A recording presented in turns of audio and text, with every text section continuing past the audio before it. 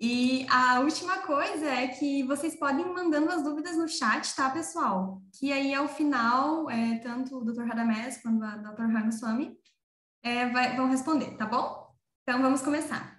Então, damos boas-vindas aos nossos dois convidados. O primeiro convidado é o Radamés. Ele é médico, graduado pela UNOESC de Oaxaca, especialista em medicina interna pelo Jackson Memorial Hospital University of Miami, e atualmente ele é fellow em nefrologia pelo George Washington University Hospital. A Dr. Ramaswamy, ela é médica, nefrologista, diretora do Fellowship de Nefrologia do George Washington University Hospital, é diretora do programa de cardiorrenal e vice chair do Kidney Council da American Heart Association.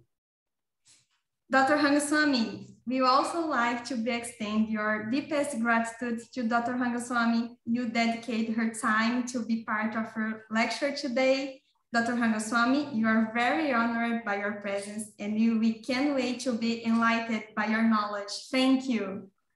Well, thank you so much. It is such a pleasure to be here. And the bigger pleasure is to actually watch Dr. Zuccuello give the talk. And I think it is the biggest joy for a teacher to watch their mentee actually take over, their own expertise. And that's the main reason I'm here. I'm really very proud of Dr. Zuccuello. He is an excellent nephrologist, very interested in cardiorenal medicine, and I'm really happy he can share a lot of our work with you. Thank you so much, Dr. Ramaswamy, for making me blush now live. All right, we are very honored by your presence, and thank you so much for joining us. Então agora vamos dar início à nossa conversa.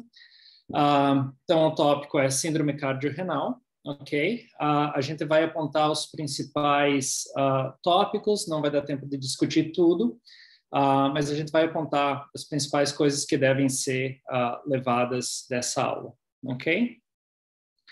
Eu gostaria de iniciar dizendo que essa aula foi feita em conjunto com a Dr. Ramaswamy. Então, vejam eu como sendo um porta-voz das ideias dela nessa aula.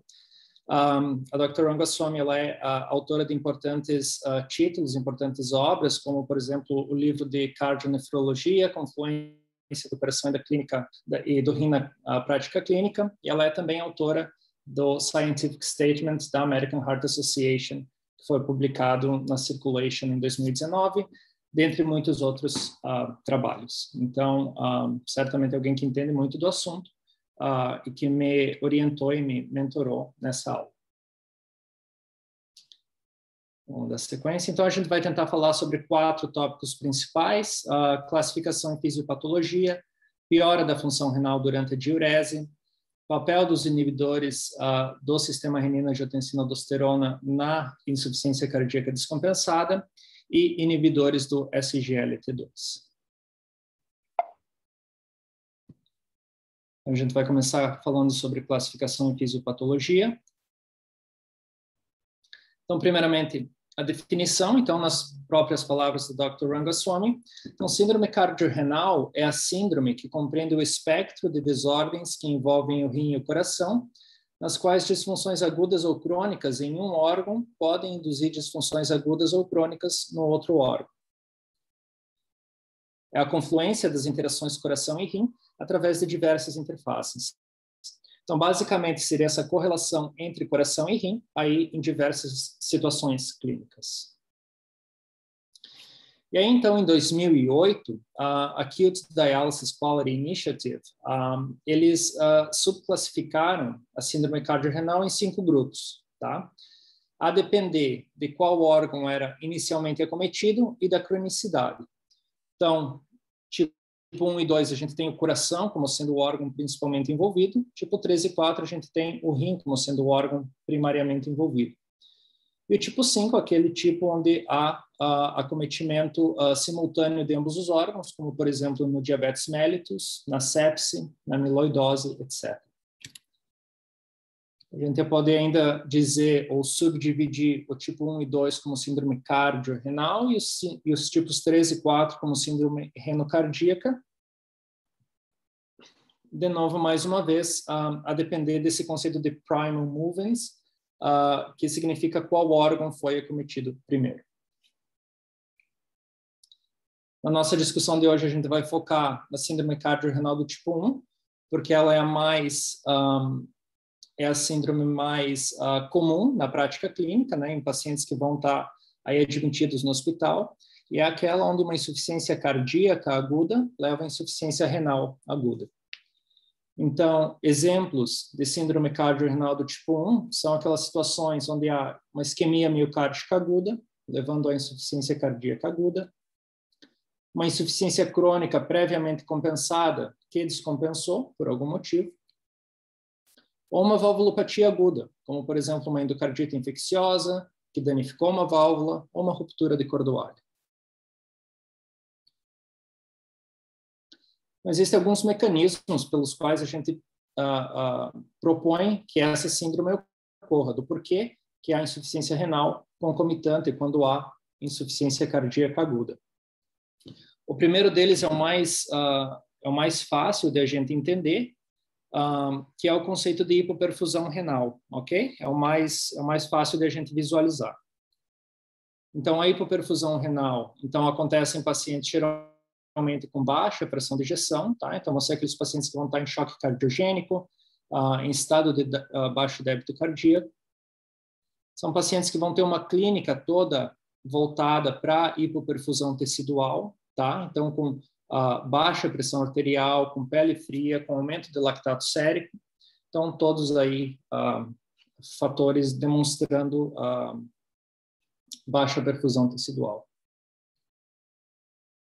E são pacientes esses que vão responder a inotrópicos. Então, são pacientes que, se vocês levarem ele para a unidade coronariana, iniciarem uma infusão contínua de epinefrina, uma infusão contínua de milrinona, são pacientes que vão ter uma melhora no débito cardíaco, vão ter uma melhora no débito urinário e uma melhora na creatinina sérica, tá?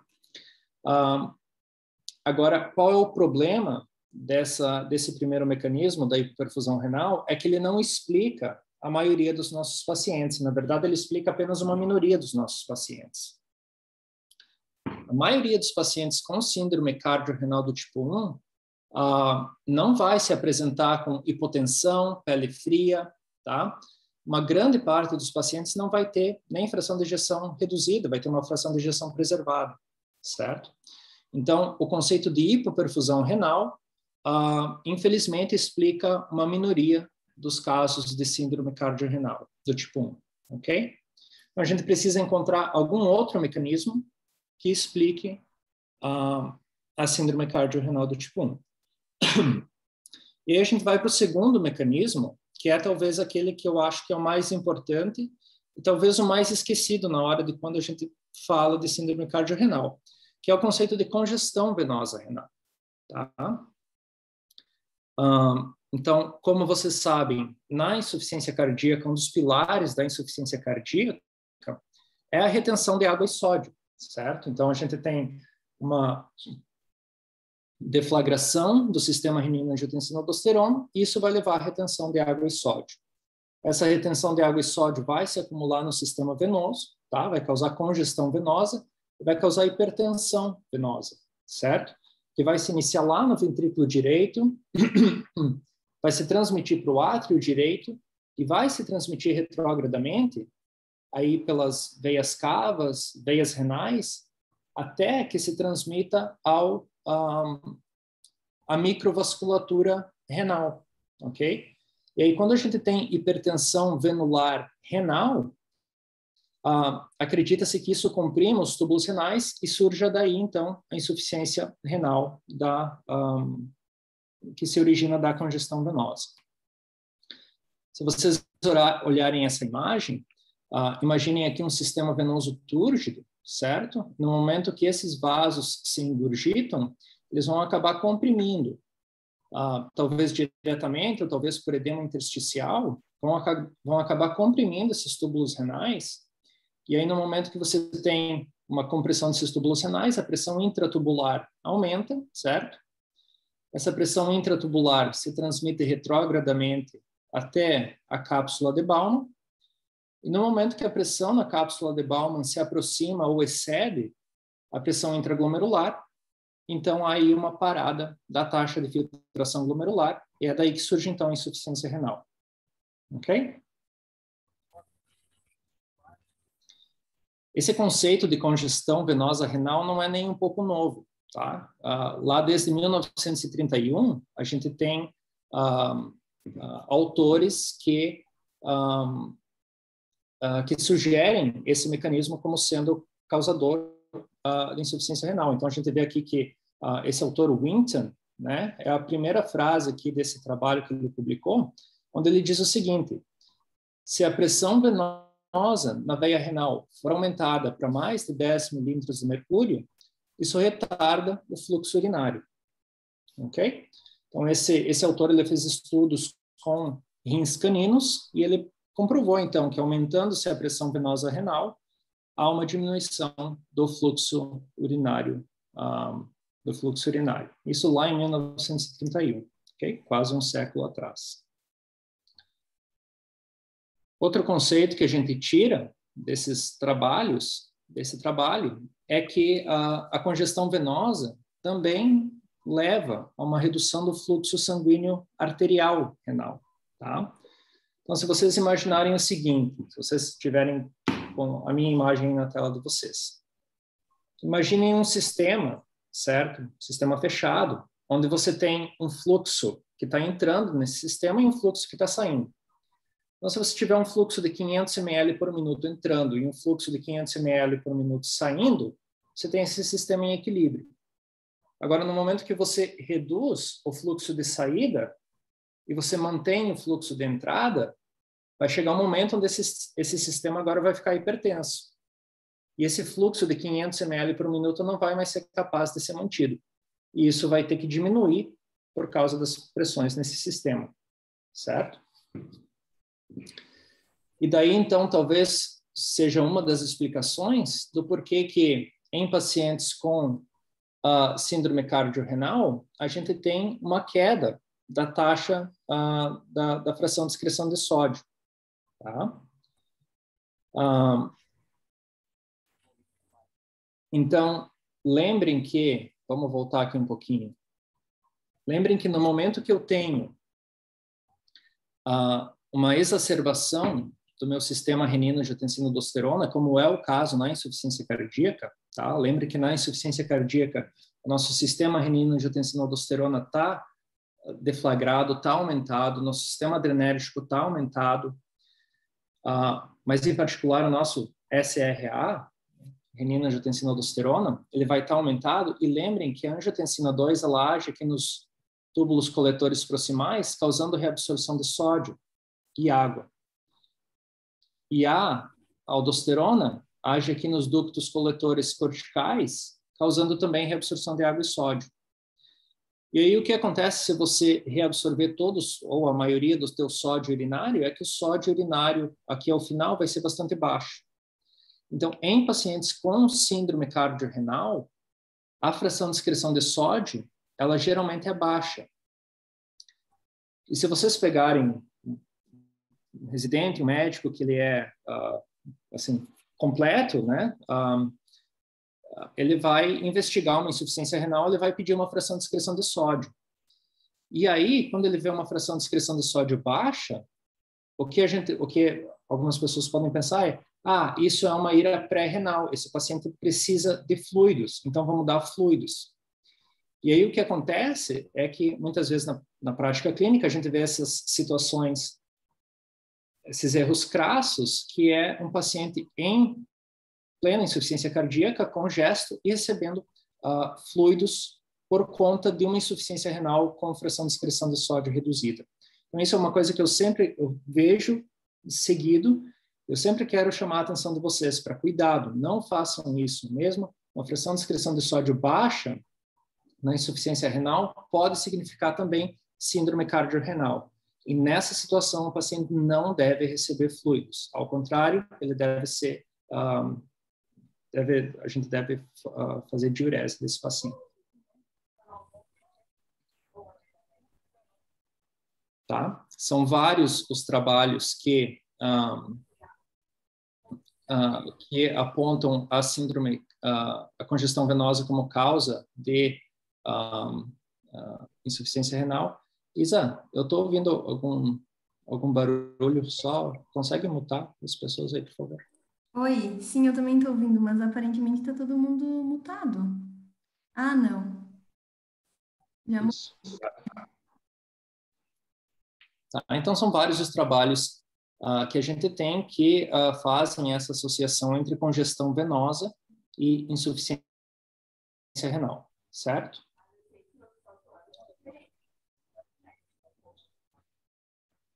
não. Um terceiro mecanismo ainda bastante interessante que a gente tem é essa disfunção do ventrículo direito, ok? Então, um dos mecanismos pelos quais a disfunção do ventrículo direito leva à insuficiência renal, a gente já discutiu, que é o aumento das pressões venosas, tá? É o mecanismo que a gente acabou de discutir.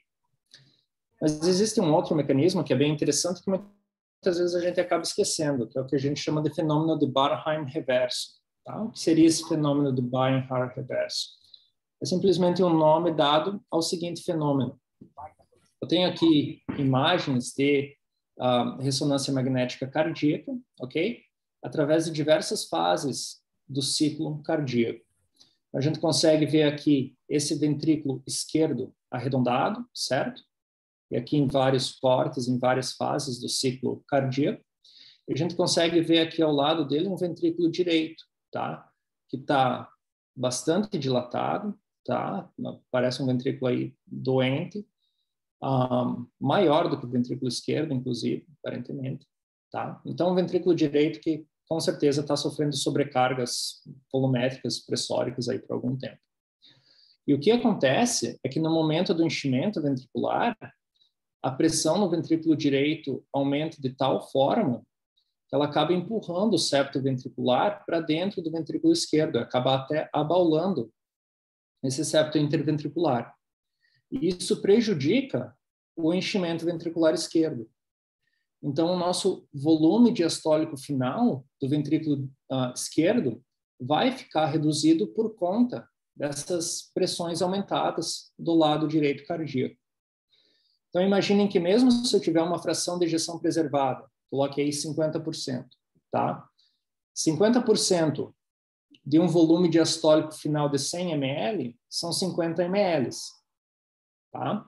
Agora, 50% de um volume diastólico final de 50 ml são só 25 ml, certo? Então, mesmo com uma fração de ejeção preservada, por conta dessa compressão do ventrículo esquerdo, a gente pode ter uma queda no volume sistólico.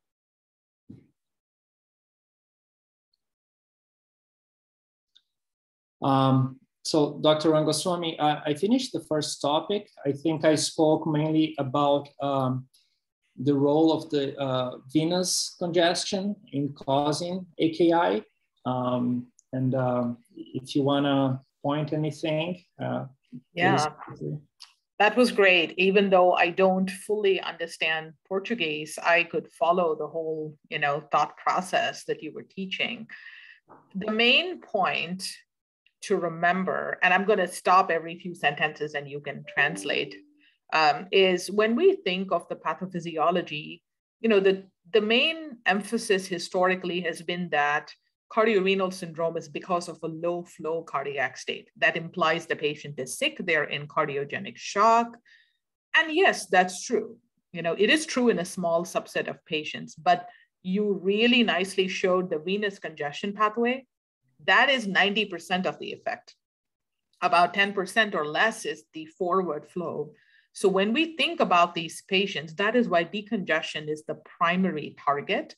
Only in patients with shock do we have to worry about, inotropes, mechanical support, but we forget that. And a lot of the times our priorities are different. So I think that's the biggest point. And you very nicely showed the compression, of the left ventricle by RV enlargement. That's a great point you made because the right ventricle is so key in the pathophysiology. Yeah, thank you. Então, basicamente, o que a Dr. Rangaswamy está colocando é que realmente, quando a gente pensa em síndrome cardiorrenal, a gente pensa naquela queda, né, do débito cardíaco, mas isso é uma minoria dos pacientes, né? Em 90% dos casos, a gente vai ter pacientes congestos, e é aí que reside, então, a principal função que é nossa, que é de promover diurese. E ela coloca ênfase ali também nessa questão do ventrículo direito como causando piora, né, da função do ventrículo esquerdo.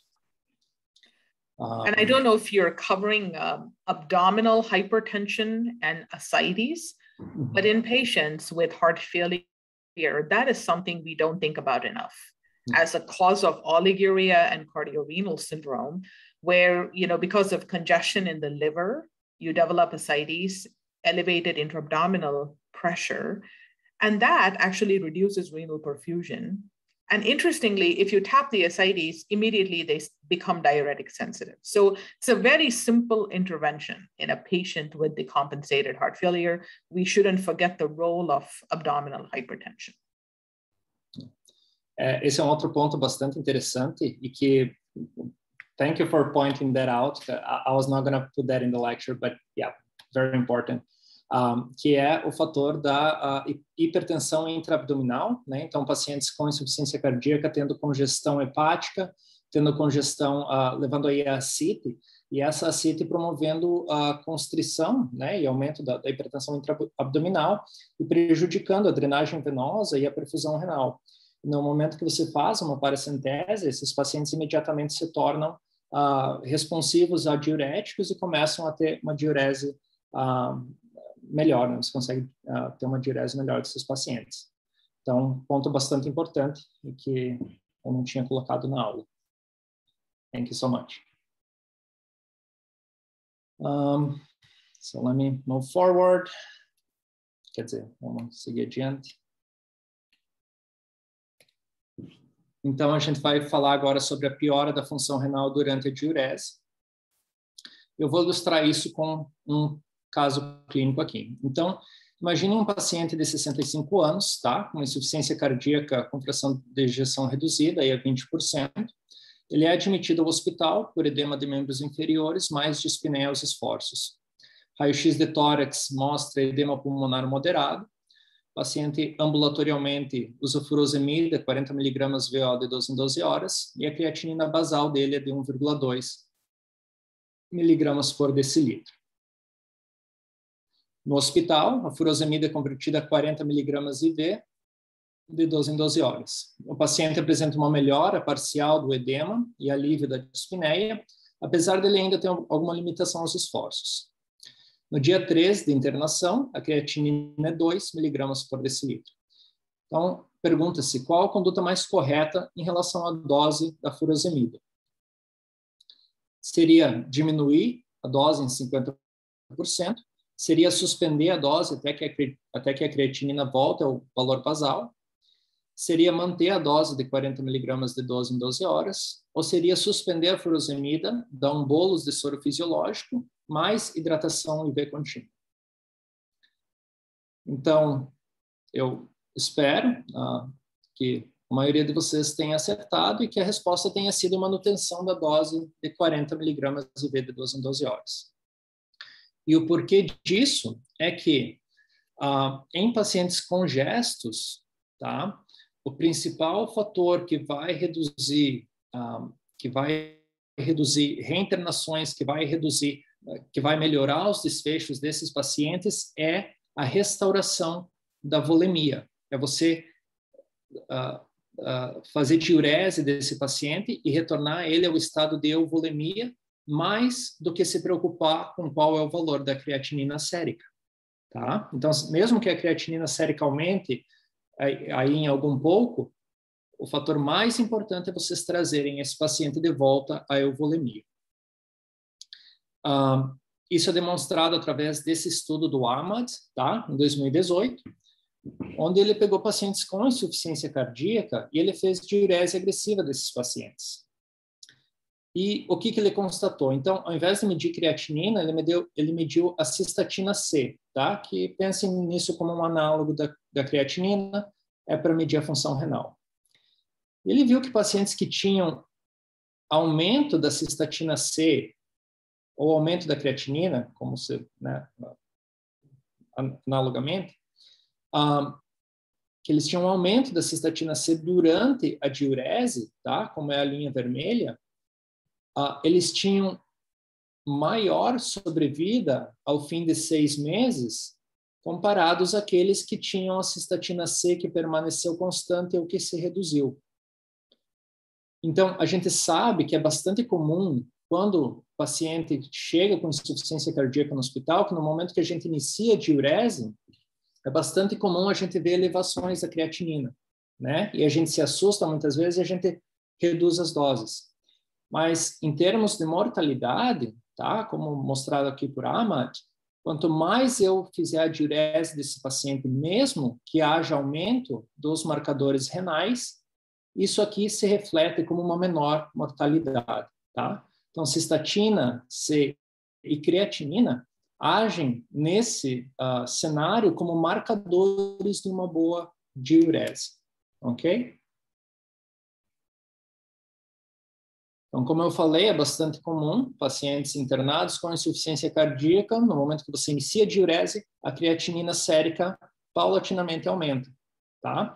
E a gente não deve ficar retraído por causa dessa elevação da creatinina e diminuir a nossa dose de diurético. Conquanto essa elevação seja leve a moderada, tá? Essa elevação é esperada e ela é apropriada. Ela tão somente significa que eu estou promovendo a diurese adequada desse paciente. Ok? Então, a elevação da creatinina sérica nesse cenário, ela resulta mais de um efeito hemodinâmico ou de concentrações plasmáticas, mais do que um dano real ao tecido renal. Tá? Se eu pegar esses pacientes que eu estou fazendo diurese e a creatinina está aumentando, se eu fosse fazer uma biópsia renal nesses pacientes, o que eu ia ver é a situação da esquerda, tá?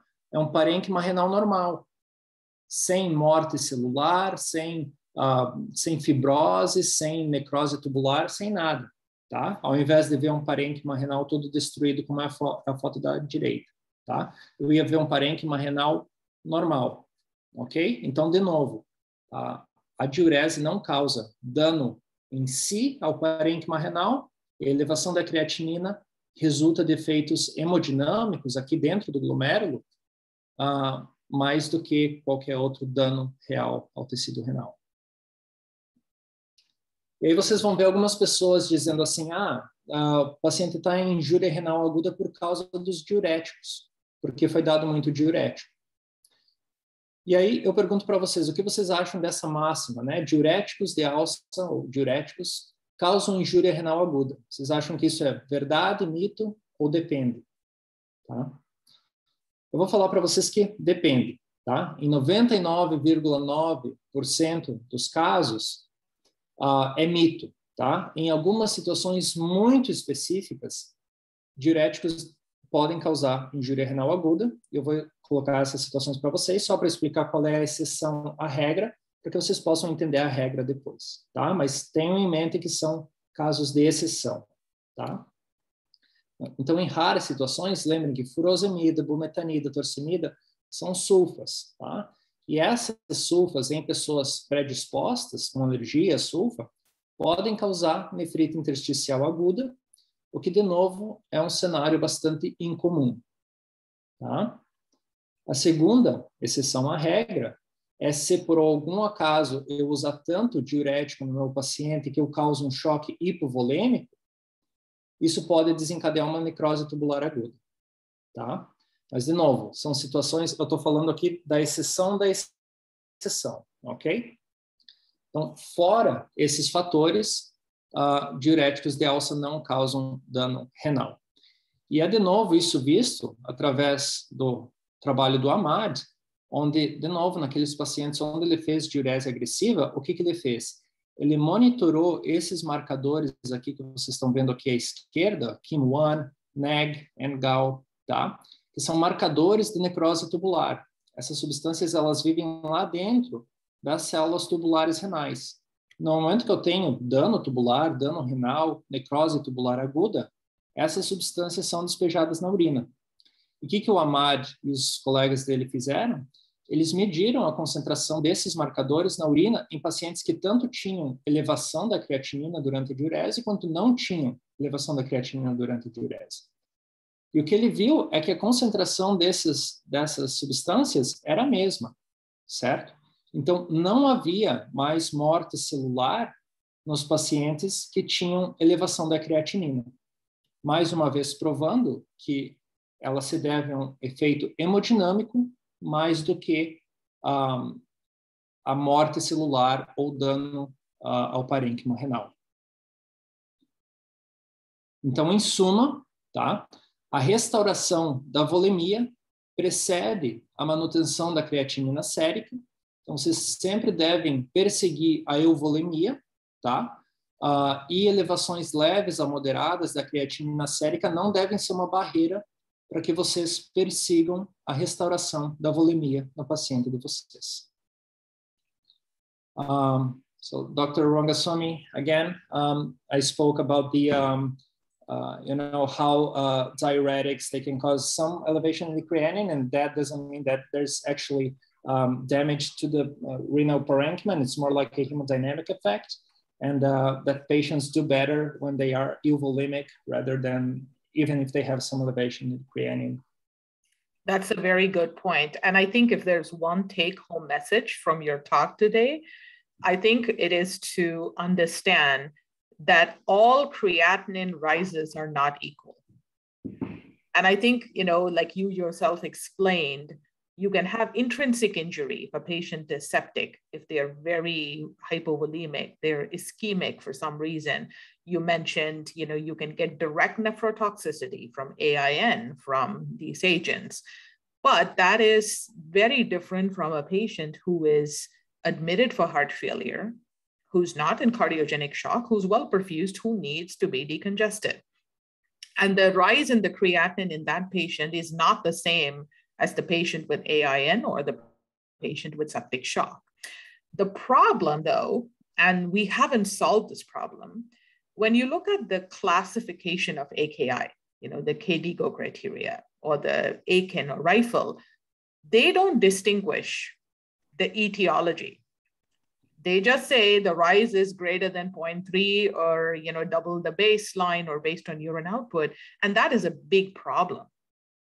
Because when you apply those criteria to these benign hemodynamic changes, all the patients in heart failure look like they have AKI, but they don't have true injury. So you have to be comfortable, even though the lab says AKI, to say, okay, maybe on paper it's AKI, but it's really not AKI. And always, like you said, think of what do the tubules look like in this patient? What is the primary disease? What is the primary etiology? And if you're confident the patient's not infected, septic, hypotensive, and nephrotoxic, you should confidently diurese these patients. Yeah, thank you. So, basicamente, os pontos que a Dr. Rangaswamy colocou foram que nem todas as elevações da creatinina não são criadas de forma igual, né? Então, você vai ter pacientes que vão estar isquêmicos, que vão estar em sepsia, eles vão ter dano real ao parênquima renal, e você vai ter pacientes, como na nossa situação que a gente está colocando, que eles vão ter apenas alterações hemodinâmicas de conforme você vai estar promovendo diurese desses pacientes. E outro ponto que a Dr. Rangaswamy colocou é que, se a gente for olhar a classificação da KDIGO, né, que estabelece os graus de insuficiência renal, eles não colocam o porquê da insuficiência renal, eles simplesmente colocam um valor numérico. No momento que a gente vê essa elevação da creatinina, a gente pode ficar assustado, mas que a gente sempre tem que ter em mente de que, por mais que haja uma elevação da creatinina no papel, a gente tem que pensar que a gente tem que ter ideia do que está acontecendo no parênquima renal naquele momento e que mais provavelmente não é dano renal e sim apenas um efeito hemodinâmico.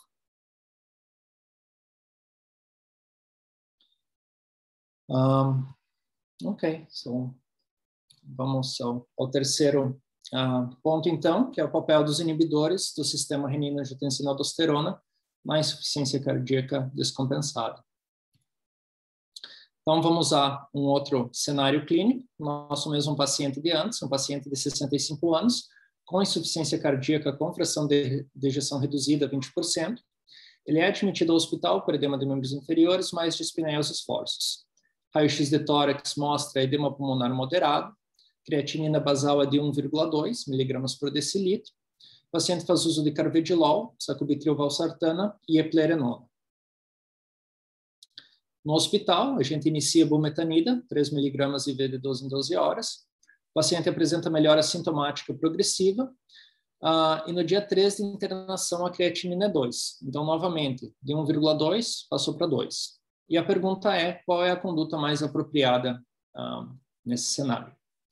Letra A é suspender os diuréticos e iniciar a hidratação venosa. Letra B é suspender a eplerenona. Letra C é substituir sacubitril valsartana por lisinopril. Ou D é manutenção de todas as medicações. E aí, mais uma vez, eu espero que vocês concordem comigo que a conduta mais correta é que a gente mantenha todas as medicações, tá? Se há algo que a gente sabe a respeito dos inibidores do sistema renina-angiotensina-aldosterona, o SRA, é que eles são cardioprotetores e eles são renoprotetores, tá? A gente sabe que na insuficiência cardíaca crônica, né, com fração de ejeção reduzida, esses agentes eles agem diminuindo a mortalidade, agem diminuindo hospitalizações e eles agem diminuindo o remodelamento cardíaco. E que na doença renal crônica, eles agem diminuindo a progressão da doença renal crônica, diminuindo a proteinúria e diminuindo a progressão para a diálise. E esses agentes, então, são nada mais do que benéficos, tá? A gente tem um arsenal que a gente pode utilizar, tá? Então, inibidores da ECA, como, por exemplo, lisinopril, bloqueadores do receptor da angiotensina 2, como losartana, inibidores da neprilisina, como é o sacubitril, e antagonistas do receptor mineralocorticoide, como é a espironolactona.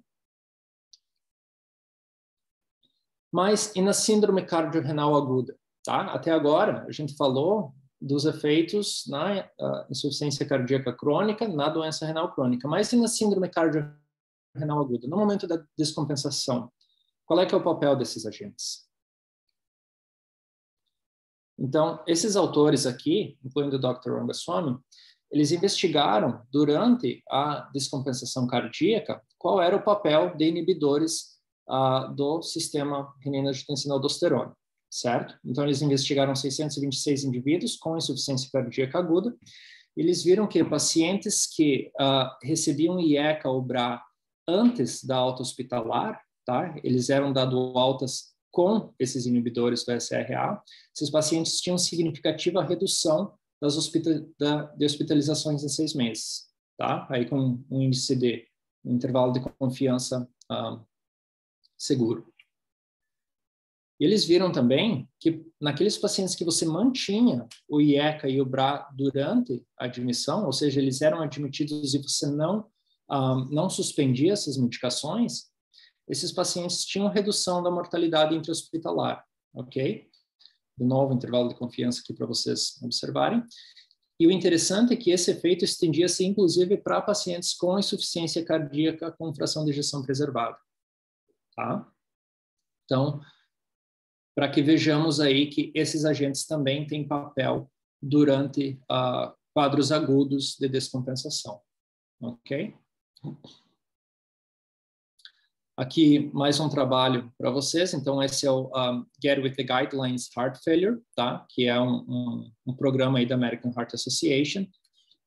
E teve esse braço observacional, onde eles observaram que entre 16 mil indivíduos, aqueles que eram prescritos IECA e BRA antes da alta hospitalar, eles tinham menor mortalidade e readmissões em 1 ano. Ok?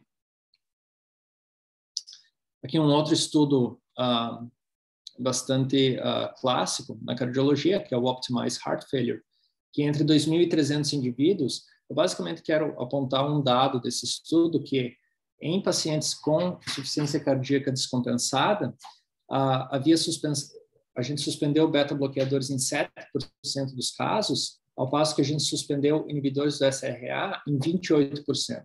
Tá? Então, a gente é muito mais propenso a suspender inibidores do SRA do que beta-bloqueadores.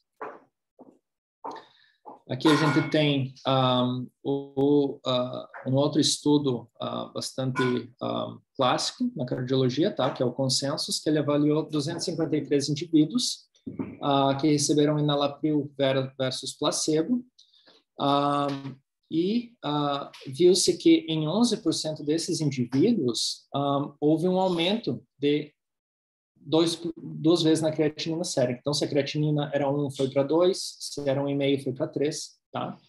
Mas que se a gente seguir esses pacientes por tempo suficiente, a gente vê que essa elevação da creatinina, ela é transitória e inicial, e ela retorna até 30% do valor basal, de novo, se você seguir esses pacientes por tempo suficiente. De novo, o mesmo grupo de antes investigou o porquê, quais eram as causas da suspensão de inibidores do SRA, e viu-se que em 40%, né, você tinha uma razão plausível, que era ou hipotensão, ou hipercalemia, aqui outros, né, talvez alergia ou algo assim, né? Mas que em 40%, então, a gente tinha uma razão plausível para suspensão de inibidores do SRA, mas que em 60% dos casos, a única razão para a suspensão dessas drogas era a elevação da creatinina, certo? O que a gente se opõe, então, ok? Então, em suma, tá? Variações leves a moderadas da creatinina sérica, elas não devem ser barreira à continuação ou iniciação de inibidores do SRA, tá? Quando vocês tiverem um paciente na clínica que tem uma creatinina D2, certo? Eles têm insuficiência cardíaca, eles têm doença renal crônica, e vocês iniciam inibidores do SRA, e dali a 2 ou 4 semanas a creatinina D2 agora é 3, não fiquem assustados e não parem essas medicações, ok? Primeiro, por quê? Porque essa elevação da creatinina é apenas um sinal de que a droga está funcionando e está agindo da maneira que a gente quer que haja, ok?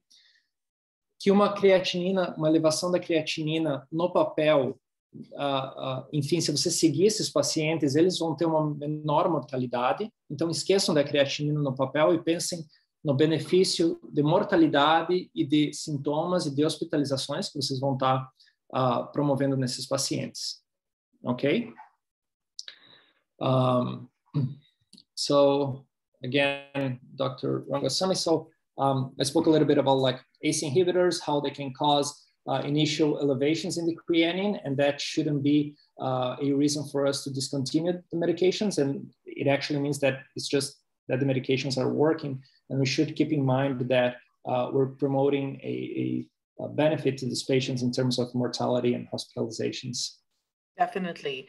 I think a lot of us get worried when we see that rise in creatinine, and it is normal for many people to think we're doing some harm here. You know, we're hurting the patient. But remember, as we saw in that study of ours, when you look at the reasons for why people stop these agents, hyperkalemia was 2%, like real hyperkalemia. And 31% had hypotension, but remember, we also had right heart cath data and nobody was in shock. So again, hypotension is a relative comfort zone. You may be comfortable with a systolic of 110. I may be comfortable taking it down to less than 100 if the patient's well perfused. So it's a relative thing. But most of the reason why people stopped it was they saw the creatinine go up. And that's the take-home point there. When you think of heart failure as a syndrome, we talked about venous congestion, forward flow. That's the hemodynamic part. But there's another big part of the heart failure story, and that is the neurohormonal axis. And that is mainly renin, angiotensin, aldosterone, and the sympathetic nervous system. So if you only treat the hemodynamic part and you don't treat the hormones, where the hormones are driving the disease, you will never treat the disease. So when you stop ACE, ARB, MRA, you're stopping 50% of the target treatment. and hoping that diuretics will save your patient, and that will never happen. Então, Dr. Rangaswamy coloca que nesse estudo que eles fizeram aqui, notem que houve monitorização hemodinâmica. Então, mesmo nesses pacientes com hipotensão, esses pacientes, através de cateter de Swan-Ganz e tudo mais, cateterismo direito, né? Esses pacientes, eles não estavam em choque, tá? Apesar de haver uma hipotensão, eles não estavam em choque. E aí, a diferença entre com quão hipotensão cada um é confortável. Alguns são confortáveis com uma pressão sistólica de 110, outros com uma pressão sistólica de 90, e etc. E mais um ponto, qual era o segundo ponto que ela colocou? Deixa eu lembrar aqui rapidinho. What was the second? Sorry, I forgot. I spoke about like the how the hemodynamics and hypotension, and the second point that you made. The second point I made was, in the syndrome of heart failure, the neurohormonal activation is a big part. Yeah. E o segundo ponto bastante importante é o seguinte: lembrem que na insuficiência cardíaca há esse eixo neurohumoral que está bastante exacerbado e que está levando à piora da doença. Então, no momento que vocês suspendem o inibidor do SRA, vocês vão estar tirando aí 50% das medicações que vão estar tratando exatamente a doença, insuficiência cardíaca, certo? Então, lembrem que elevações da creatinina aí não são uma razão para vocês pararem a medicação que está em si tratando a doença, está tratando esse eixo neurohumoral que está levando à progressão da doença. Ok, então acho que vamos passar para o último tópico, que é a inibição dos receptores SGLT2. Tá? Então, inibidores do SGLT2 são drogas que foram inicialmente desenvolvidas para tratar o diabetes mellitus, tá? São drogas relativamente recentes, aí da última década. E aí, no momento que a gente começou a tratar o diabetes, a gente viu que esses pacientes eles tinham uma melhora significativa de desfechos cardiovasculares e desfechos renais, ok? Tanto é que, no presente momento, a gente trata pacientes com insuficiência cardíaca e com doença renal com essas medicações, mesmo na ausência de diabetes, ok?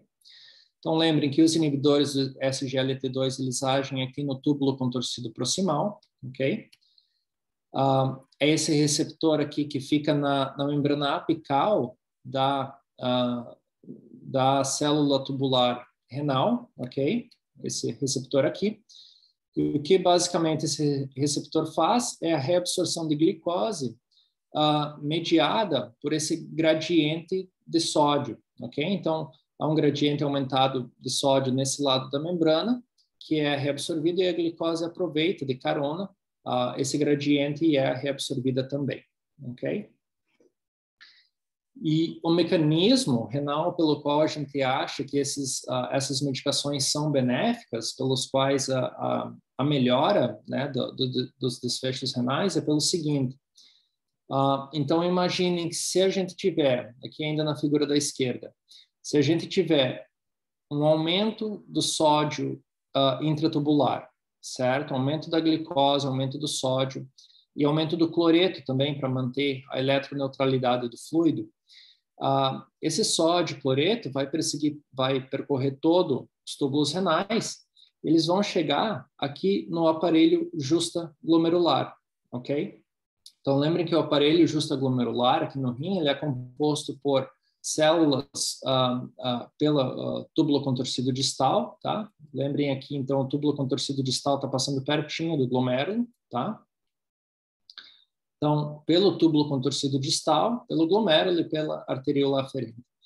No momento que essas células aqui, que são chamadas de células da mácula densa, no momento que essas células detectam um aumento na concentração de sódio e cloreto, elas vão diminuir a conversão de ATP em adenosina, E isso, em última instância, vai levar à contração da arteríola aferente. Lembrem que a arteríola aferente traz sangue para o glomérulo. Então, no momento que eu contraio a minha arteríola aferente, eu estou trazendo menos sangue para o glomérulo, ok? E vou estar diminuindo as pressões aqui dentro do glomérulo. E aí alguns de vocês podem perguntar, tá, Radamés, mas se eu estiver trazendo menos sangue para o glomérulo e as pressões dentro do glomérulo caírem, isso vai levar a uma queda da minha taxa de filtração glomerular, certo? Eu vou dizer sim, tá certo, certo? Com menos sangue chegando, a pressão aqui dentro é menor, então há uma queda nessas diferenças de pressões, há uma queda na taxa de filtração glomerular. E aí vocês vão me dizer, tá, então se há uma queda na filtração glomerular, vai haver um aumento da creatinina sérica também. Eu vou dizer correto, tá? Mas isso não significa uma piora da função renal. Enfim, você pode ter elevação da creatinina, mas isso não vai significar piora da função renal em si, tá? Por quê? O que a gente vê é que em estudos, por exemplo, como o EMPEROR, tá? Em pacientes que receberam empagliflozina, comparado a pacientes que receberam placebo, vejam que houve uma queda inicial da função renal, mas que se você continua essa empagliflozina por aqui 12 semanas, tá? Essa função renal volta a subir, tá? E se você continuar por tempo suficiente, até aqui a 2 anos, tá? A filtração glomerular, a taxa de filtração glomerular e a função renal como um todo preservam-se muito mais do que em pacientes que receberam placebo, onde a taxa de queda da função renal deles é muito mais acentuada, ok? Então, são medicações que são renoprotetoras e que preservam a função renal ao longo do tempo. Em termos cardiovasculares, a gente tem esse estudo, que é o EMPA-REG Outcome, tá? Com 7.000 indivíduos. Eles compararam empagliflozina versus o placebo, e eles observaram aí uma redução do risco relativo de 38%, 32% e 35% em mortes por causas cardiovasculares, morte por qualquer causa e hospitalizações por insuficiência cardíaca, tá? Respectivamente. Então, novamente, medicações que são cardioprotetoras, ok? Melhoram desfechos cardíacos. Quais são os mecanismos pelos quais a gente acha que essas medicações são benéficas? Bom, o primeiro deles é porque eles fazem natriurese e diurese, né? Lembrem que eles inibem a reabsorção de sódio e glicose lá no túbulo contorcido proximal. Isso vai promover diurese e natriurese e vai melhorar a volemia do paciente. Existe uma questão de que se essas medicações melhoram a função endotelial, tá? Então, só abrir um parênteses aqui, no momento que a gente inicia inibidores do SGLT2, a gente nota uma queda da albuminúria, tá? Da quantidade de albumina que está sendo excretada na urina. E a albuminúria não é só um fator preditor de progressão de doença renal, mas é também um preditor de doença cardiovascular, de desfechos cardiovasculares. Se a gente imaginar o porquê, pensem aqui comigo. Lembrem lá da fisiologia, certo? Onde lá no glomérulo a gente tem a filtração glomerular.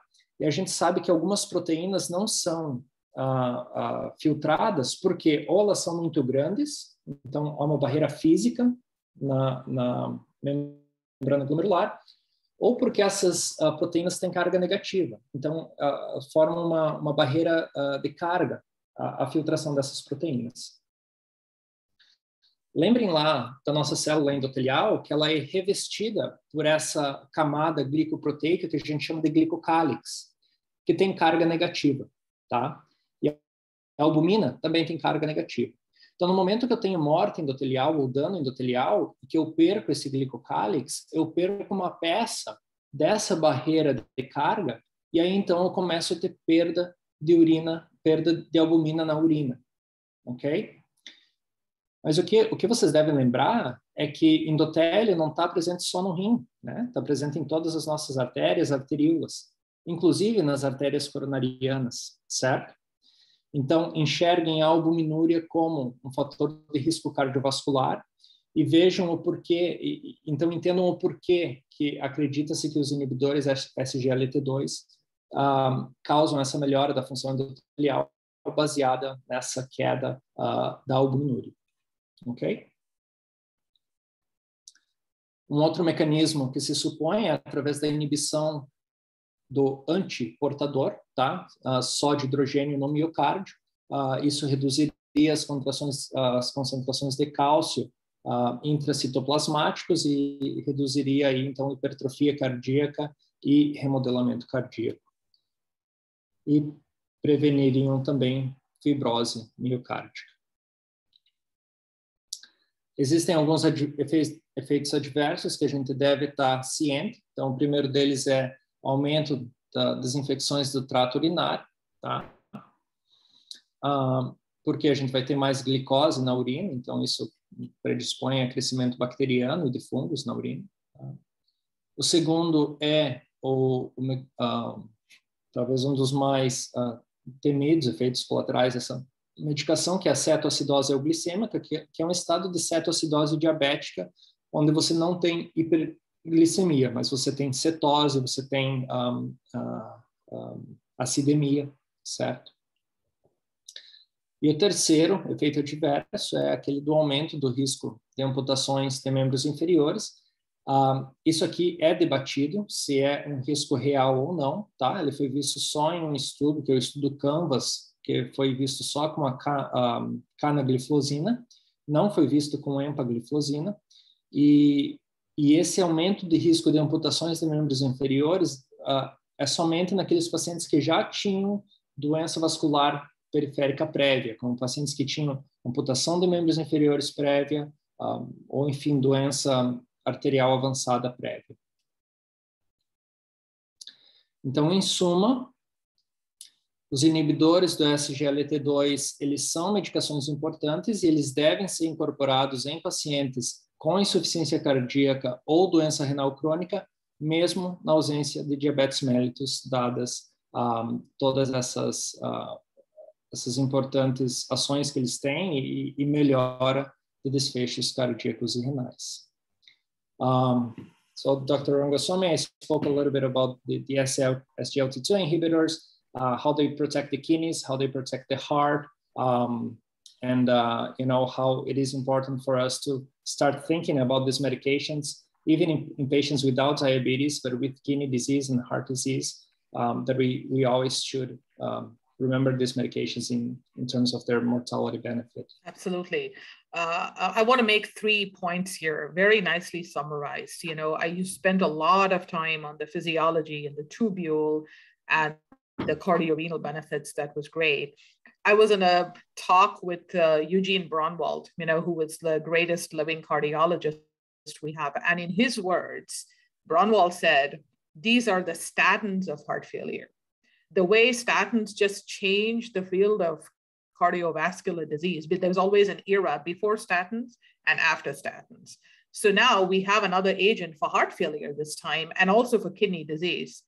There's going to be a defining moment in history, before SGLT2 inhibitors and after. So I think we really need to take that message seriously. This is not a small benefit. We're seeing huge reductions in mortality, heart failure, and more important, patients can actually have an option to not hit dialysis. 40% risk reduction buys the average 60-year-old patient with kidney disease 12 years without needing dialysis, 12 extra years. That's a very big deal for people. The other point I wanted to make was you mentioned the risk of amputations. So initially there was a concern that with canagliflozin, there was a risk of lower extremity amputation. Since then, other trials like Credence have shown that that risk is not there. So right now, the FDA has taken out the black box warning.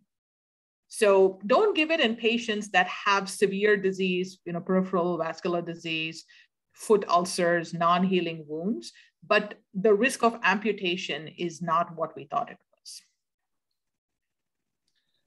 Então, o primeiro ponto que a Dr. Rangaswamy coloca é que ela estava numa discussão, num talk com o Dr. Braunwald. Então, ele a gente fala que ele é o papa da cardiologia, né? Então, talvez um dos maiores cardiologistas que já viveram. E nas palavras dele, então, o SGLT2 está para insuficiência cardíaca, assim como as estatinas estão para doença coronariana, tá? E que a gente vai ter conforme os anos forem passando, a gente vai ter uma era bem estabelecida do que era pré-SGLT2 e pós-SGLT2. E deixa eu seguir a linha de raciocínio dela. A segunda parte, eu devia anotar essas coisas. Yeah, the dialysis protective effect. The dialysis protective effect, yeah. So, então, a segunda parte é a seguinte: o quão essas medicações são importantes em termos renais, de prevenir a progressão da doença renal crônica e prevenir você iniciar diálise nesses pacientes. Então, há uma diferença aí de 12 anos entre você iniciar, iniciando inibidores SGLT2 nesses pacientes, você consegue prorrogar o início da diálise em até 12 anos, certo? Com aí reduções de risco de 48%, como o Dr. Rangaswamy colocou. E o segundo ponto que ela colocou and then the amputation, the amputation. Thank you. E em relação a amputações, ok, de membros inferiores, então foi inicialmente visto com a canagliflozina, como eu comentei com vocês, no estudo Canvas, mas vários estudos depois desse estudo Canvas, eles não viram esse efeito de aumento de amputações de membros inferiores. Tanto é que o FDA, aqui americano, retirou o black box dos inibidores SGLT2 em relação a amputações de membros inferiores, certo? Então, talvez a gente deva usar com uma certa cautela em pacientes que, de novo, já tiveram amputações prévias ou com doença vascular bastante avançada, mas a gente deve usar com mais liberdade, sabendo que apenas um estudo mostrou aumento, mas que vários outros estudos mostraram aí que não há relação com o aumento de amputação de membros inferiores.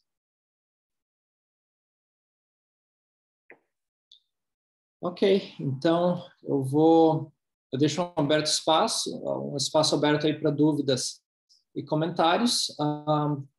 Quem quiser pode perguntar diretamente para o Dr. Rangaswamy em inglês.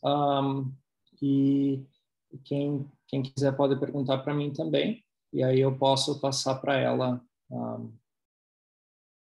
a pergunta. Rada, tem uma no chat, tu conseguiu ver já ou não? Ou quer que eu leia?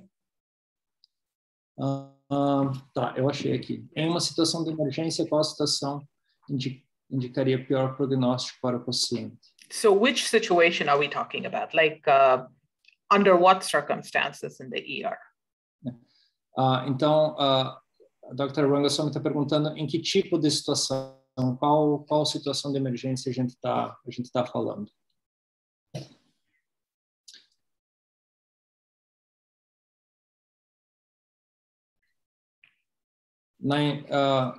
Decompensated heart failure. Do you mean where would the higher creatinine increase show like a worse prognosis in decompensated heart failure? I'm just trying to make sure I understand the question. Yeah. Let me see. I think he's asking, in a situation in a patient presents with decompensated heart failure, what would be the signs or symptoms that would cause a worse prognosis? Good point. So, generally, in heart failure, obviously any acute decompensation is a step in the wrong direction. The worst prognostic indicator is the patient being in shock.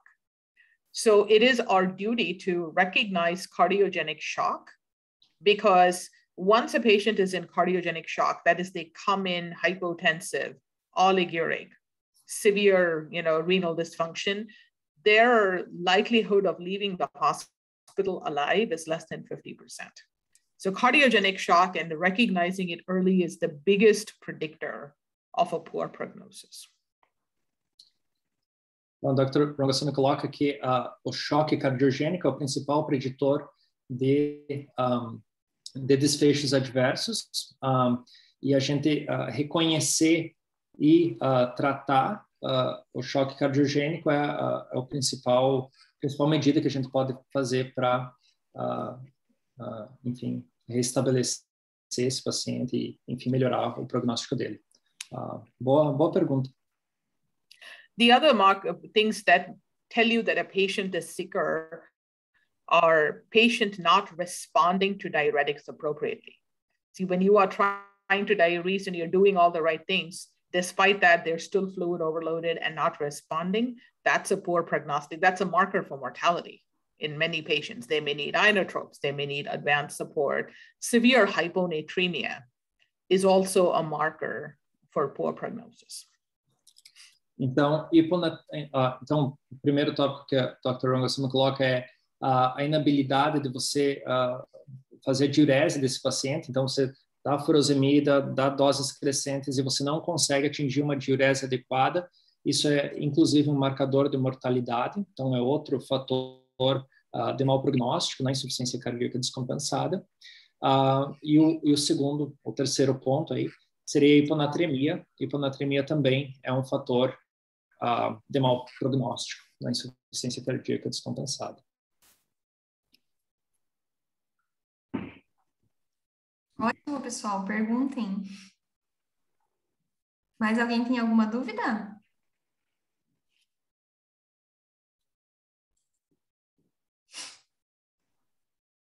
Não? Eu vou fazer uma pergunta, então. Primeiramente, eu gostaria de agradecer também a todos que estão aqui, né? A gente teve 50 participantes numa sexta-feira à noite, véspera de feriado. Então, agradecer ao Radamés, Dr. Radamés e a Dr. Rangaswamy, e também a todos que estiveram aqui. A gente aprendeu bastante, eu acredito, né? Daqui a pouco a Ju vai enviar o formulário e a palavra-chave para vocês preencherem. E I have a question. First, thank you for the great lecture. I learned a lot. Dr. Rangaswamy, my question is for you. We know that different patients might need different doses of diuretics to achieve a satisfactory urine output. Can you give us some practical advice on how to use the measurement of urinary sodium to guide the doses of diuretics during a heart failure exacerbation? Yes, that's a great question. And first of all, I want to, thank Radamés for such a brilliant talk and, explaining some of these very difficult, complex concepts in such a simple way. I'm very proud, it's a very proud moment for me to see you do that. You're right. Every patient's diuretic dose is not going to be the same, and the same dose of diuretic is not going to produce the same effect in different patients. Generally, the rule of thumb is if you have a heart failure patient on oral diuretics, suppose they're on Lasix 40 twice a day at home, and they come in the hospital, generally you convert them to IV and you start by doubling the dose, whatever the baseline dose. That's just a general rule. There's no great quality science to it, but most of us would do that. But to your point, how do we know that's enough? How do we know that will actually cause effective diuresis? The answer is we don't know. So how do we use urine sodium? What we do is you give the double dose, say you give 80 Lasix, and then within 2 to 3 hours, you check the spot urine sodium. If the Lasix is doing enough to remove sodium in the urine sodium will be between 50 to 70. That's a good number, or higher. That means you're effectively losing salt. However, if you give the 80 of the Lasix, the furosemide, and at 2 hours, the urine sodium is 10. That means you're still holding on to sodium. That means that dose is not enough. And right away, you should then double the dose. And then again, check in 2 hours. And keep doing that until you get the dose where they have effective sodium loss, which is at least greater than 50 millicoulombs. Does that make sense? Eu vou passar em português, então. Então, quando a gente tem um paciente com insuficiência cardíaca descompensada, então a regra geral é a gente dobrar a dose da furosemida. Então, qualquer que seja a dose que eles estão tomando em casa, a regra geral é a gente dobrar a dose e prescrever isso de forma IV. Agora, a questão é que nem todos os pacientes vão responder a essa dose e não tem como a gente saber exatamente quem vai responder ou não. Então, a forma de a gente saber o quão efetiva está sendo a nossa diurese é a gente medir o sódio urinário 2 horas depois de a gente prescrever ou dar a dose de diurético. E o valor que a gente deve perseguir é um sódio urinário de 50 a 70, certo? E se você deu a dose do diurético e 2 horas depois você não atingiu esses 50 a 70, você deve dobrar a dose e aplicar a dose de diurético e de novo medir em 2 horas o sódio urinário e continuar fazendo isso até que você obtenha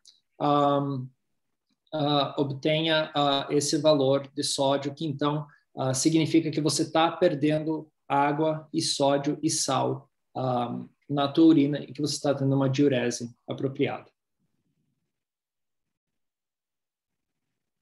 Well, Dr. Zucquello, you're getting a lot of compliments. Everyone said they're learning so much, and I agree with them. This was fantastic.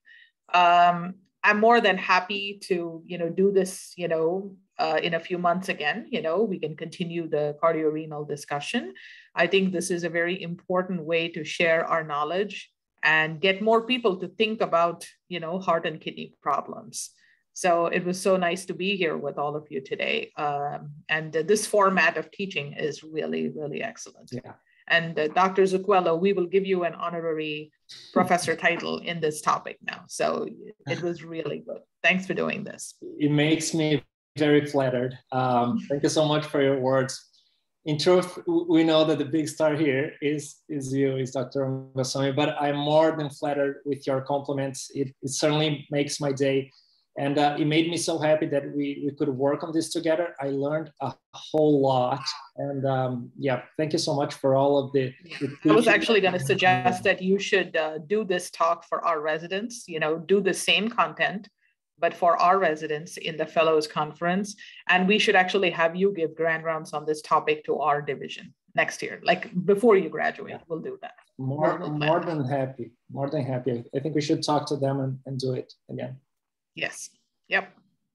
Well, Isadora, very nice to meet you, and Julia and everybody. Thanks for having me. And I'm sure we'll get a chance to, see each other sometime in a few months. Thank you. Thank you so much. Okay. Right. Good night, everybody. Take care. Good night. Thank you, Dr. Rangaswamy. Thank you so much for being here with us. My pleasure. Take care. Ok, então tá. Não sei se a Ju quer falar alguma coisa também, desculpa, eu interrompi. Na verdade, eu queria fazer uma pergunta também, que ali você tinha comentado sobre a elevação da creatinina, né? Que elevações mais leves e moderadas, a gente não tem que pensar em suspender os inibidores do sistema renina-angiotensina. No caso de elevações mais significativas, tipo 6, 9, aí a gente pensa em suspender, pensa em diminuir a dose...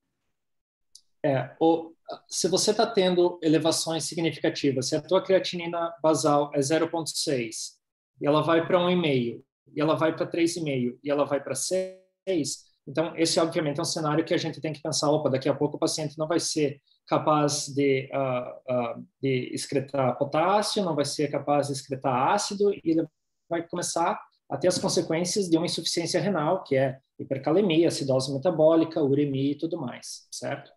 Então, eu diria que o principal fator limitante para a gente pensar em reduzir a dose, de escalar a dose ou parar, essas medicações seriam o quanto de real função renal esse paciente está tendo. Será que ele vai começar a desenvolver hipercalemia? Será que ele vai começar a desenvolver acidose metabólica ou uremia?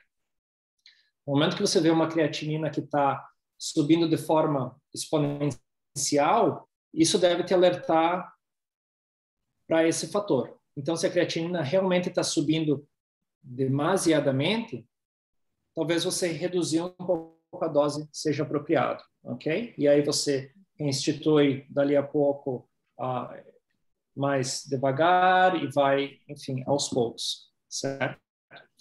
Mas o que geralmente acontece é o seguinte, é aquela creatinina que era 1,5, você inicia o inibidor da ECA, a creatinina vai para 2,2 e o que o pessoal faz é, meu Deus, eu piorei a função renal, para a medicação, certo? E nessa situação, é essa situação que a gente tem que alertar os médicos no geral, que isso deve ser evitado.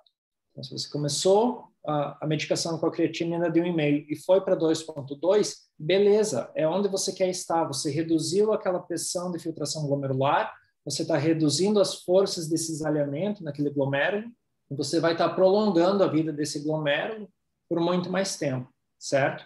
Então, essas pequenas variações, que são as variações normais na creatinina, não devem ser um motivo para você suspender a droga.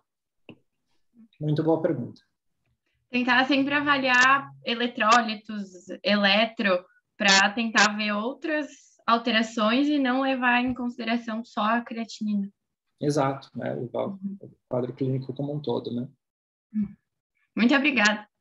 Imagina. Muito obrigado a vocês pelo convite. Gente, alguém quer fazer mais alguma pergunta? Fiquem à vontade. Mas muito obrigada, doutora Radamés, aula sensacional. Obrigada por trazer a doutora Rangaswamy, foi ótimo. Eu sei que é um pouquinho difícil, né? Às vezes a gente não está acostumada, ainda mais com termos em inglês médico, né?